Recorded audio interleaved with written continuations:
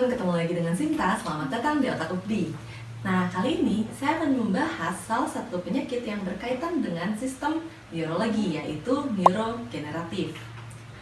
Nah, penyakit-penyakit neurodegeneratif biasanya terjadi pada area otak kortikal, subkortikal, serta kortikal subkortikal, di mana terdapat beberapa jenis dari penyakit-penyakit degeneratif.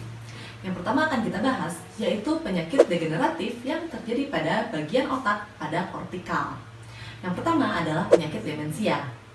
Demensia adalah gangguan kognitif kronik yang bersifat progresif dengan penurunan progresif fungsi kognitif berupa memori, bahasa, visual, spasial, serta gangguan eksekutif.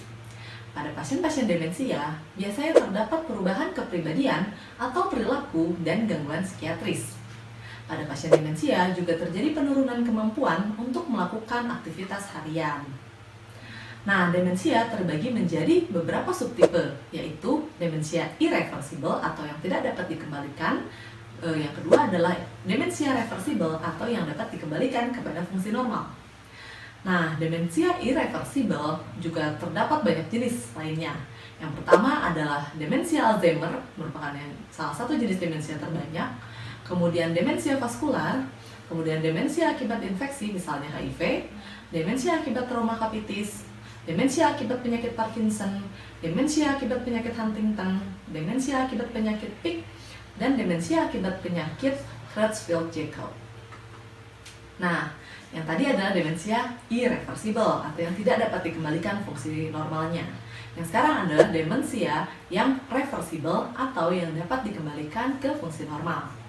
Biasanya demensia yang reversible terjadi akibat demensia vaskuler, kemudian gangguan metabolik misalnya hipo atau hipertiroid, defisiensi vitamin B12, pseudodemensia karena depresi, kemudian intoksikasi, gangguan metabolik, atau penyalahgunaan alkohol.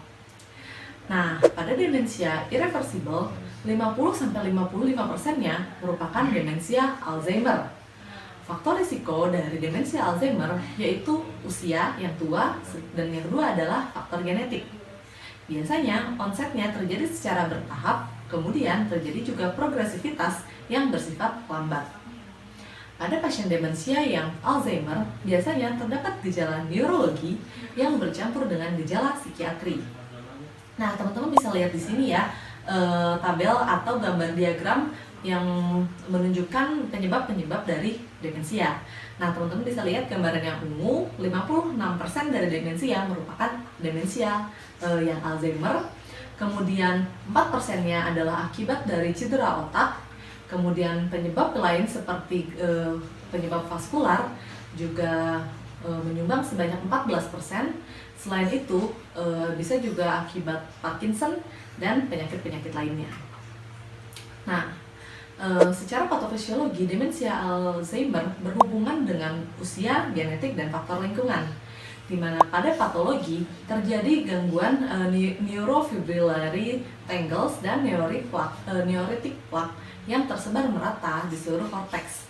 Dan pada pasien-pasien dengan Alzheimer terdapat atrofi terutama di bagian parietal dan temporal. Nah, pendekatan diagnosis yang dapat kita gunakan untuk penyakit-penyakit demensia, terutama Alzheimer, yang pertama adalah mencari tahu riwayat penyakit. Biasanya, kita mencari infonya dari keluarga atau informan yang dapat dipercaya mengenai gejala demensia. Kemudian, menanyakan adanya riwayat penyakit umum seperti infeksi kronis, misalnya HIV, kemudian gangguan endokrin, neoplasma atau keganasan, kardiocerebrovaskuler, serta gaya hidup dari pasien. Selain itu, kita tanyakan juga riwayat neurologinya seperti gangguan cerebrovaskular, trauma kapitis, infeksi susunan saraf pusat, tumor cerebri, hidrosefalus, serta keluhan-keluhan yang berupa keluhan neurologis, motoris, sensoris, gangguan koordinasi, berjalan, nyeri kepala, serta gangguan pada fungsi vegetatif. Selain itu, kita tanyakan juga riwayat neurobehaviornya, seperti gangguan memori sesaat, jangka pendek atau jangka panjang, gangguan orientasi spasial dan waktu, gangguan bahasa, meliputi kelancaran dan kosakata, gangguan eksekutif, serta gangguan aktivitas harian seperti pekerjaan, hobi, dan aktivitas sosial.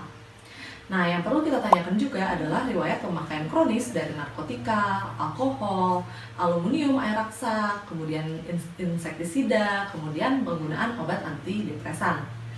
Yang terakhir, kita perlu juga menanyakan riwayat keluarganya, apakah ada yang mengalami demensia, Down syndrome, atau Parkinson.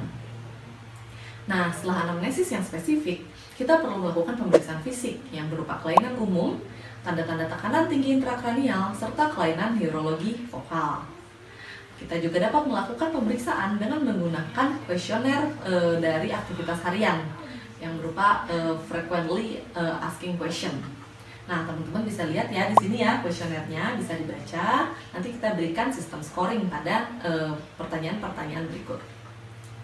Nah, biasanya sistem scoringnya itu kita bagi menjadi nilai 3, 2, dan 1, di mana nilai 3 itu artinya pasien sangat ketergantungan atau ketergantungan penuh. Kemudian nilai 2 artinya pasien memerlukan bantuan. Nilai 1 dapat melakukan sendiri tapi dengan kesulitan atau tidak pernah melakukan dan akan mengalami kesulitan saat ini. Serta nilai 0 artinya pasien dapat melakukan sendiri tanpa kesulitan atau tidak pernah melakukan tetapi dapat melakukannya. Nah, teman-teman bisa lihat ya aktivitasnya pada kuesioner. Nah, selain itu kita juga dapat melakukan pemeriksaan penunjang. Yang pertama adalah pemeriksaan laboratorium untuk mengetahui faktor etiologi dari demensia. Yang kedua adalah pemeriksaan neuroimaging, bisa dengan CT scan atau MRI untuk mengetahui lesi struktural. Kemudian dapat kita lakukan juga SPECT atau PET scan untuk mengetahui adanya kelainan fungsional. Nah, dapat juga dilakukan pemeriksaan EEG, namun hasilnya non-spesifik, serta untuk mencari kelainan lanjutannya. Selain itu, kita juga dapat melakukan pemeriksaan genetik dengan genetika marker, yaitu APOE dan TAU. Nah, demensia Alzheimer dibagi menjadi beberapa stadium. Yang pertama adalah stadium ringan atau mild, di mana pada stadium ini terjadi gangguan memori untuk hal yang baru, kemudian gangguan aktivitas harian yang kompleks, serta terjadi perubahan perilaku. Untuk stadium 2 atau sedang atau moderat, biasanya demensia ini sudah berlangsung 2-8 tahun, dengan gejala tidak mengenal lagi teman dekat ataupun keluarga, senang berkeluyuran sampai tersesat atau dapat terjadi waham dan insomnia, terjadi perubahan kepribadian, cemas dan bingung, serta tidak dapat menyelesaikan kegiatan harian, misalnya mandi dan berpakaian.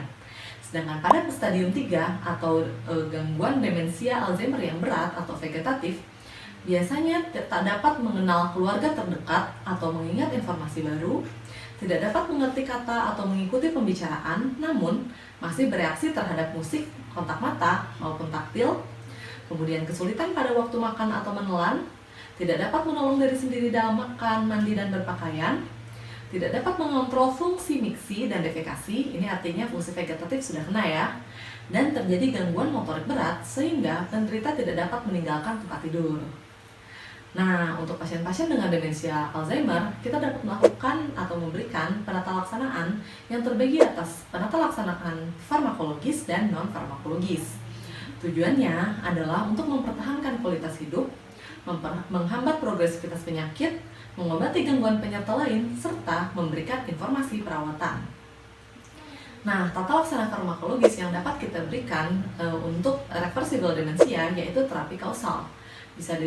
Bisa untuk pasien-pasien hiper atau hipotiroid, kita terapi dulu tiroidnya. Kemudian untuk pasien dengan defisiensi vitamin B12 kita berikan suplementasi. Kemudian untuk pasien-pasien intoksikasi kita stop penggunaan obat-obatannya. Kemudian pada pasien dengan gangguan nutrisi kita perbaiki nutrisinya. Dapat juga kita berikan terapi terhadap faktor risiko, yaitu misalnya hipertensinya dikontrol, diabetes mellitus atau kadar gulanya dikontrol, gangguan kardiovaskuler kita kontrol, kemudian untuk orang-orang yang obesitas dan merokok kita lakukan penurunan berat badan dan penghentian merokok. Nah, terapi farmakologis untuk demensia Alzheimer biasanya dapat diberikan obat-obatan yaitu acetylcholine esterase inhibitor, bisa rivastigmine, kemudian donepezil dan galantamin. Dapat juga kita berikan obat-obat golongan estrogen, golongan NSAID, antioksidan dan neurotropik. Sedangkan penata laksanaan non-farmakologis yang dapat kita berikan yaitu program aktivitas harian yang bersifat sistematis, teratur, disertai dengan gizi seimbang, kemudian disertai pencegahan faktor risiko, pasien dibiarkan melaksanakan hobi, kemudian mencegah stres terhadap pasien, kemudian melaksanakan lupa, atau kalau kita lihat kepanjangan dari lupa yaitu latih, ulang, perhatikan, dan asosiasikan. Kemudian tingkatkan aktivitas di siang hari dan pemberian setting ruangan yang cukup cahaya. Nah, itu tadi mengenai demensia Alzheimer. Sekarang kita masuk ke demensia vaskuler. Demensia vaskuler adalah suatu sindrom heterogen yang disebabkan oleh gangguan cerebrovaskular yang berhubungan dengan etiologi, lokasi lesi, dan luasnya lesi. Manifestasi klinis menunjukkan adanya defisit neurologis vokal disertai gangguan kognitif perilaku dan kepribadian. Pasien-pasien demensia vaskuler mempunyai potensi untuk dicegah, disembuhkan, atau dihambat progresivitasnya. Nah, demensia vaskuler ini 15-25% dari seluruh kejadian demensia. Nah, pada demensia yang vaskuler yang non-reversible, faktor risiko untuk gangguan cerebrovaskular dapat berupa hipertensi, DM, kelainan jantung, kemudian dari lifestyle adalah obesitas dan merokok. Onsetnya biasanya terjadi pada usia yang lebih muda dan mendadak. Biasanya terjadi gejala neurologis vokal pada pasien. Nah, gangguan ini biasanya tidak dapat diobati atau dikembalikan fungsinya kembali seperti normal. Namun, kita dapat menghambat atau memperlambat progresivitasnya dengan cara menghambat penumpukan dari faktor risikonya. Nah, biasanya cara yang paling umum untuk mengobati demensia vaskular adalah mencoba untuk mencegah terjadinya stroke di kemudian hari, biasanya dengan mengeliminasi atau mengontrol faktor-faktor risikonya. Nah, treatment atau terapi yang diberikan biasanya melingkupi diet atau aturan nutrisi, kemudian memberikan obat-obat antihipertensi apabila terdapat hipertensi, memberikan terapi aspirin, kemudian mengurangi atau menghentikan kebiasaan merokok, dan menghentikan penggunaan alkohol, dan mengurangi stres pada pasien. Nah, biasanya pada pasien-pasien dengan demensia vaskuler, obat-obatan yang diberikan itu selain obat-obat yang tadi saya sebutkan, artinya obat-obat untuk demensia biasanya tidak terlalu berpengaruh pada demensia vaskuler apabila tidak dikurangi atau dihentikan dan dikontrol faktor-faktor risiko yang menjadi penyebabnya. Oke, nah yang terakhir kita membahas sedikit mengenai demensia terkait dengan HIV/AIDS. Biasanya kejadian demensia ini terjadi pada penderita dengan riwayat transfusi, penyimpangan seksual, serta penggunaan nakza. Biasanya penyakit ini terkait dengan Pick's disease, di mana terjadi degenerasi otak di frontotemporal, kemudian terjadi penurunan fungsi mental, gangguan memori jangka panjang, gangguan berbahasa, gangguan insight, serta perubahan perilaku. Ya, sekian penjelasan dari saya mengenai demensia. Semoga membantu teman-teman untuk belajar dalam UKM PPD. Semoga sukses ujiannya dan sampai ketemu lagi.